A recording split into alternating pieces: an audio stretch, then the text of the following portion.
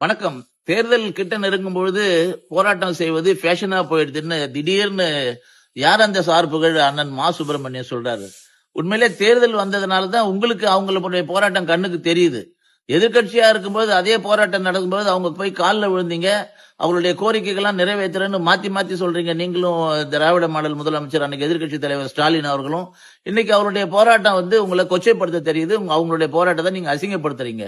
தேர்தல் வரும்போதாவது நீங்க பாப்பீங்கன்றதுனால தான் அவங்க போராட்டம் பண்றாங்க. இதுவரைக்கும் அவங்க தொடர்ந்து தான் போராட்டம் பண்ணிட்டு இருக்காங்க. உங்க ஆட்சி வந்ததுல இருந்து அது அரசு ஊழியர்கள்ல இருந்து சம வேலைக்கு சம ஊழியம் கொடுங்கன்னு சொல்றதுல இருந்து செவிலியர்ல இருந்து அங்கன்வாடி ஊழியர்கள்ல இருந்து துப்புரவு பணியாளர்ல இருந்து ஊனமுற்றோர்கள் மாற்றுத்திறனாளி எல்லாருமே போராடி கொண்டுதான் இருக்காங்க. ஆனா என்ன ஒண்ணு அதிகார திமிரிலையும் மமதிலும் இருந்ததுனால அவங்களுடைய போராட்டம் உங்களுக்கு தெரியல.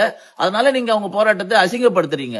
நிச்சயமா இதுக்கெல்லாம் நீங்க பதில் சொல்லியே ஆகணும். எதிர்க்கட்சி அந்தஸ்து வருவதற்கு கூட வாய்ப்பு இருக்குதான்னு தெரியல. நீங்க இந்த மாதிரி தொடர்ந்து மமதியாகவே பேசிக் கொண்டிருந்தீங்கன்னு சொன்னா அவர்களுக்கு தெரியும் அவர்கள் உங்களை எந்த இடத்துல வைக்க வேண்டும். அது ஆளுங்கட்சியா எதிர்க்கட்சிக்கு அந்தஸ்து கூட இல்லையா என்பதை முடிவு செய்யற இடத்துல அவங்க இருக்காங்க. இன்னைக்கு நீங்க எது வேணாலும் பேசலாம்.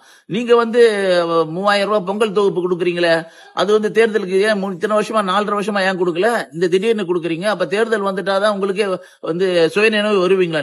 நீங்க எதுக்கு ஆசிரியர்களுக்கான ஓய்வூதிய திட்டத்தை திடீர்னு கொண்டு வரீங்க? 1.5 மாசம் தேர்தல் இருக்கும் பொழுது நீங்க செய்யறதெல்லாம் தேர்தலுக்காக செய்யல. ஆனா அவர்களுடைய போராட்டத்தை கொச்சைப்படுத்துறது தேர்தலுக்காக ஃபேஷனா இது? மா சுப்பிரமணியன் அவர்கள் தொடர்ந்து இப்படி பேசுவது என்பது நிச்சயமாக திமுகவை சவக்குழியில வைத்துக் கொள்வதற்கு அவர்களாக அவர்கள் அடிக்கிற ஆணி.